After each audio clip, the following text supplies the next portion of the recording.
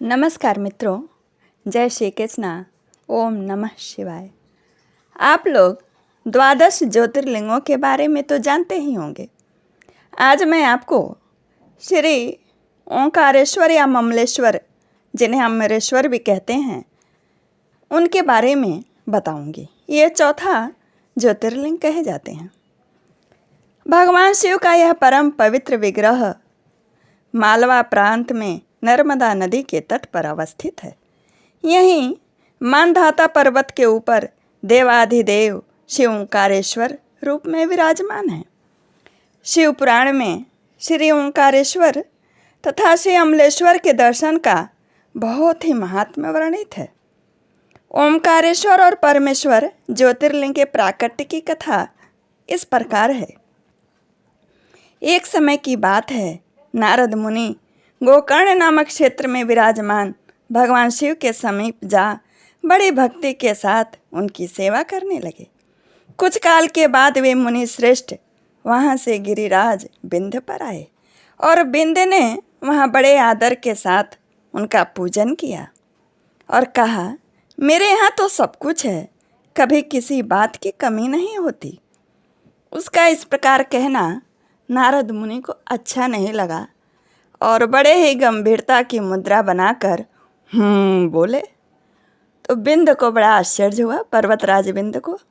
उन्होंने पलट करके पूछा, महाराज क्या मेरे से कोई गलती हो गई? तो नारद जी कुछ बोले नहीं, लेकिन मन में उन्हें ऐसा लगा कि इसे अहंकार हो गया है, इसके अहंकार को ख़त्म करना है।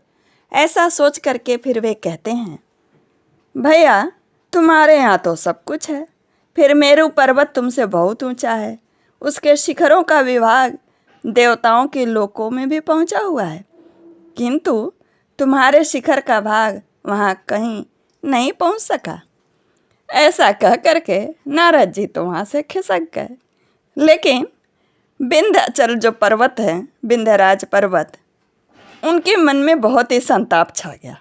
वो बार बार यही सोचते कि मेरा जीना जो है बेकार है, मैं कहीं भी नहीं दिखता हूँ, और इसी चिंता से चिंतित रहने लगे।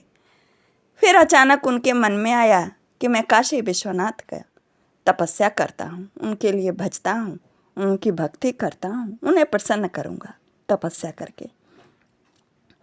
ऐसे हार्दिक इच्छा करके भगवान शंकर के शरण में गए विंध्य पर्वत, और उन्होंने उनकी तपस्या की। जहाँ साक्षात ओंकार स्थित है, वहाँ प्रसन्नतापूर्वक जाकर उन्होंने शिव की पार्थिव मूर्ति बनाई और 6 महीने तक लगातार शंभु की आराधना की। शिव के ध्यान में तत्पर हो अपने तपस्या के स्थान से विंध्याचल पर्वत हिले नहीं। उनकी ऐसी तपस्या देखकर पार्वती पति प्रसन्न हो गए। उन्होंने विंध्याचल को अपना वह स्वरूप दिखाया जो योगियों के लिए भी दुर्लभ है। वे प्रसन्न हो उस समय उससे बोले, विंध्य तुम मनोवांछित वर मांगो, मैं भक्तों को अभीष्ट वर देने वाला हूँ और तुम्हारी तपस्या से प्रसन्न भी हूँ। विंध्य बोला, देवेश्वर शंभु, आप सदा ही भक्त वत्सल हैं। यदि आप मुझ पर प्रसन्न हैं तो मुझे वह अभीष्ट बुद्धि प्रदान कीजिए जो अपने कार्य को सिद्ध करने वाली हो। भगवान शंभु ने उसे वह उत्तम वर दे दिया और कहा, पर्वतराज विंध्य तुम जैसा चाहो वैसा करो। इसी समय देवता तथा निर्मल अंतःकरण वाले ऋषि भी वहाँ पहुँच गए। शंकर जी की पूजा करके बोले, प्रभु आप यहाँ स्थिर रूप से निवास करें। देवताओं की यह बात सुनकर परमेश्वर शिव प्रसन्न हो गए और लोगों को सुख देने के लिए उन्होंने सहर्ष वैसा ही किया। वहाँ जो एक ही ओंकार लिंग था, वह 2 स्वरूपों में विभक्त हो गया। प्रणव यानी ओम, जो सदाशिव स्वयं है, वे ओंकार नाम से विख्यात हुए, और पार्थिव मूर्ति में जो शिव ज्योति प्रतिष्ठित हुई उसे परमेश्वर संज्ञा हुई, जिसे अमलेश्वर भी कहते हैं। इस प्रकार ओंकार और परमेश्वर ये दोनों शिवलिंग भक्तों को अभीष्ट फल देने वाला है। ये जो है द्वादश ज्योतिर्लिंगों में ओंकारेश्वर तो है ही, लेकिन अमलेश्वर का भी नाम लिया जाता है। इन दोनों का अस्तित्व भी पृथक पृथक है। अमलेश्वर का मंदिर नर्मदा के दक्षिण किनारे की बस्ती में है, पर इन दोनों ही शिव रूपों की गणना प्रायः एक में ही की गई है।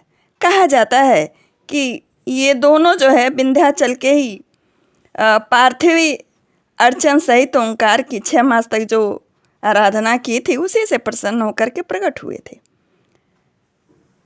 जो नर्मदा नदी है उसके एक तरफ ममलेश्वर है और दूसरे तरफ ओंकारेश्वर है। अब सुनिए कि मांधाता पर्वत, उस पर्वत का नाम मांधाता कैसे पड़ा। प्रसिद्ध सूर्यवंशी राजा मांधाता ने, जिनके पुत्र अम्बरीश और मुचकंद दोनों प्रसिद्ध भगवत भक्त हुए तथा जो स्वयं बड़े तपस्वी यज्ञों के करता थे, इस स्थान पर घोर तपस्या करके भगवान शंकर को प्रसन्न किया था। इसी से इस पर्वत का नाम मांधाता पर्वत पड़ गया। मंदिर में जब आप प्रवेश करेंगे तो पूर्व में 2 कोठरियां में से होकर जाना पड़ता है। भीतर अंधेरा रहने के कारण सदैव दीप जलता रहता है। ओमकारेश्वर लिंग गढ़ा हुआ नहीं है, प्राकृतिक रूप में है। इसके चारों ओर सदा जल भरा रहता है। इस लिंग की एक विशेषता यह भी है कि वह मंदिर के गुंबज के नीचे नहीं, यानी गर्भगृह के नीचे नहीं है। गर्भगृह और गुंबज अलग है। शिखर पर ही भगवान शिव की प्रतिमा विराजमान है। पर्वत से आवृत यह मंदिर साक्षात ओंकार स्वरूप ही दृष्टिगत होता है। कार्तिक पूर्णिमा को इस स्थान पर बड़ा भारी मेला लगता है। हमने तो दर्शन कर लिया है, आप लोग भी दर्शन करके करें जाकर।